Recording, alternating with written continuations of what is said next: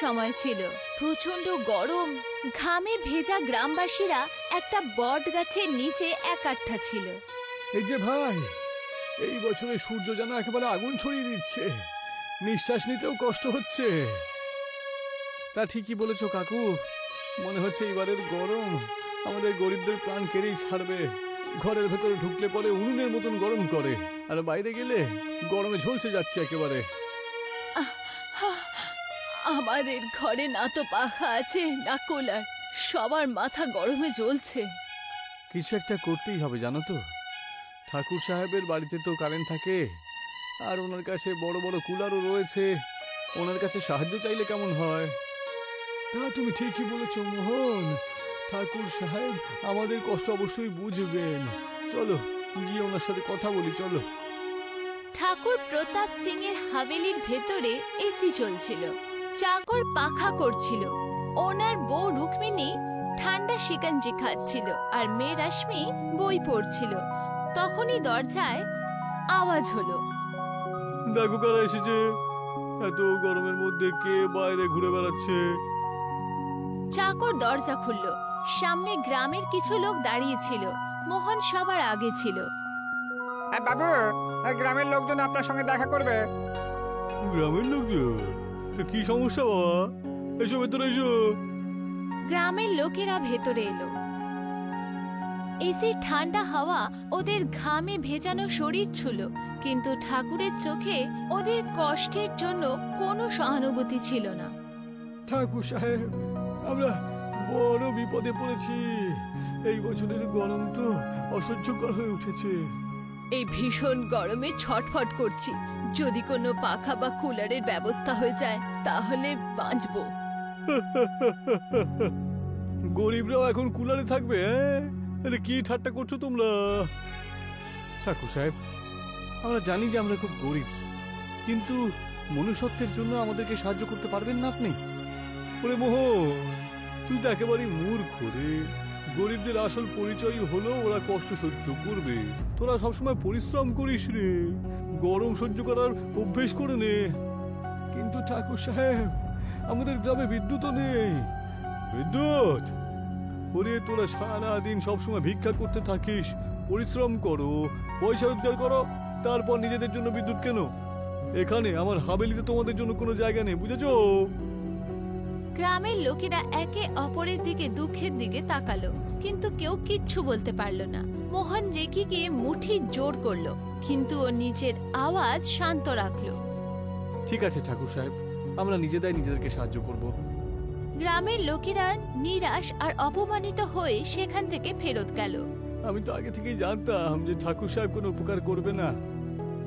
না, আমরা হেরে যেতে পারি না এইভাবে। আমাদের কাছে পয়সা যখন আছে তাতে কোনো অসুবিধে নেই। আমাদের কাছে বুদ্ধি আর পরিশ্রম আছে। এই গরম থেকে বাঁচার একটা উপায় বের করবই আমি। গ্রামের লোকেরা ওকে চমকে উঠে দেখলো। সেই প্রখর রৌদ্রে মোহন মাটিতে বসে কিছু ভাবছিল। গ্রামের কিছু লোকেরাও আশেপাশে বসেছিল। আমাদের ভাগ্যে তো শুধু দুঃখই লেখা আছে, শুধু। না কাকা, আমরাও চাইলে পরে আমাদের ঝুপড়িটাকে ভালো করে ঠান্ডা করতে পারি, জানো তো। শুধু দেশি ব্যবস্থা করতে হবে আর কি। মোহন বাঁশ, খেজুরের পাতা আর ডাল একাঠা করতে লাগলো। মোহন দাদা, এসব কি করছেন? দেখ চম্পা, এই যে খেজুর গাছের পাতা আর এই ডালটা রয়েছে না, এগুলো দিয়ে আমি একটা দেশি কুলার তৈরি করছি। আরে, এটা দিয়ে ঠান্ডা কি করে পাওয়া যাবে? দেখো, আমি এটাকে বাড়ির জানলাতে লাগিয়ে দেব, তারপরে এতে রোজ জল দিয়ে দেব। যখন হাওয়া এর মধ্যে দিয়ে আসবে তখন ঠান্ডা তো হবে, তাই না? এটা কুলারের থেকে কম হবে না কিন্তু। গ্রামের কিছু লোক উৎসুকের সাথে দেখলো। মোহন চিকটা দেয়ালে লাগালো আর তাতে জল ঢাললো। আস্তে আস্তে ঘরের ভেতরে ঠান্ডা অনুভব হলো। সবাই খুশি হয়ে গেল।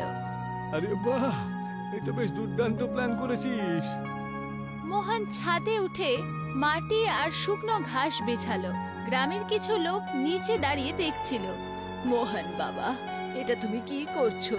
এটা হলো আমাদের ছাদ ঠান্ডা করে রাখার একটা উপায়। যখন সূর্যের কিরণেতে পড়ে তখন ছাদ গরম হয়ে যায়, তখন ঘরের ভেতরটা আরো বেশি করে গরম হয়ে যায়। কিন্তু এর উপরে যখন ঘাস আর মাটি দিয়ে দেবো তখন রোদটা টেনে নেবে আর বাড়িটা ঠান্ডা থাকবে, বুঝেছো? মোহন পুরো ছাদটাকে মাটি দিয়ে ঢেকে দিল। সন্ধ্যের দিকে যখন সূর্য অস্ত গেল তখন ঘরের মধ্যে ঠান্ডা হাওয়া অনুভব হলো। গ্রামের লোকেরা চমকে গেল।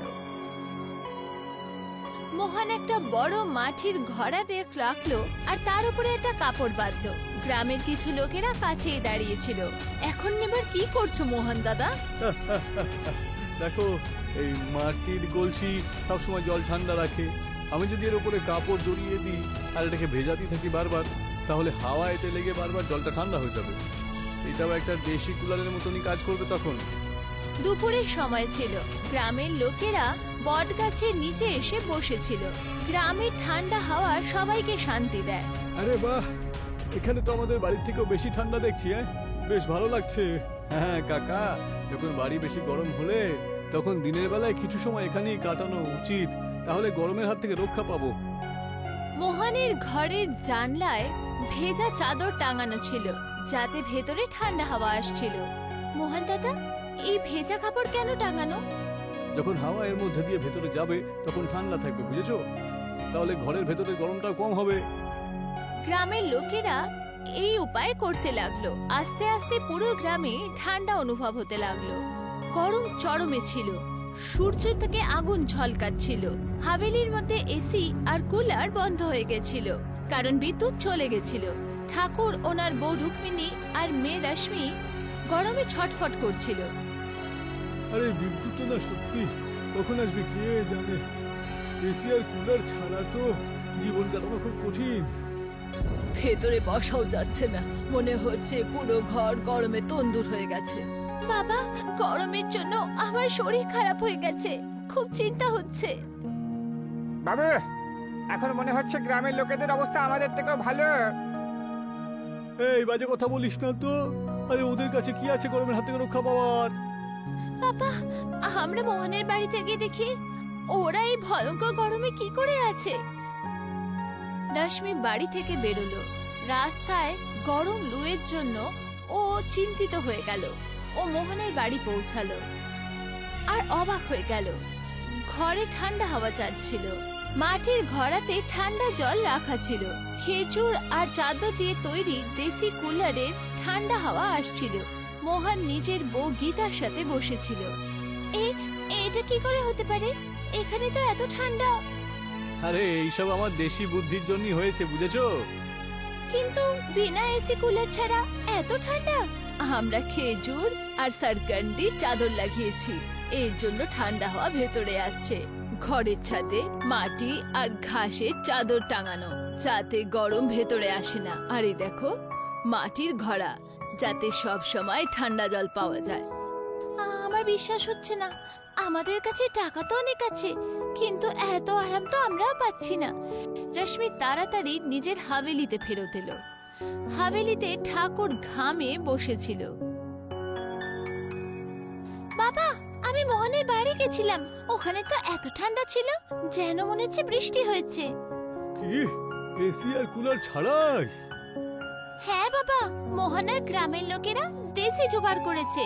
খেজুর আর সানকান্ডির চাদর, মাটির ছাদ আর ঘরে ঠান্ডা জল। আর আমরা মহলের মতন হাভেলিতেও ঘাম ঝরাচ্ছি। তাহলে কি আমাদেরও এরকম কিছু করা উচিত? আমি হয়তো অনেক বড় ভুল করে ফেলেছি। সব সময় ভেবেছি যে পয়সায় হয়তো সবকিছু, কিন্তু আসল জ্ঞান তো এই গরিবদের কাছেই রয়েছে। যাও, গ্রামের লোকেদের ডাকো দেখি, সবার কাছে ক্ষমা চেয়ে নিয়ে এলো। গ্রামের লোকেরা একাঠা হলো, হাভেলি এলো, মোহনও এলো। তোমাদের সবাইকে আমি ভুল ভাবতাম সবসময়। আমি ভেবেছি গরিব শুধুমাত্র কষ্ট সহ্য করার জন্যই আছে, কিন্তু আজকে তোমরা আমাকে শিখিয়ে দিলে যে আসল আরাম শুধুমাত্র পয়সা দিয়ে নয়, বরং বুদ্ধি দিয়েই আসে। আমায় ক্ষমা করো ঠাকুর সাহেব। ক্ষমা চাওয়ার চেয়ে বেশি ভালো হবে আপনি গ্রামের মানুষকে সাহায্য করুন।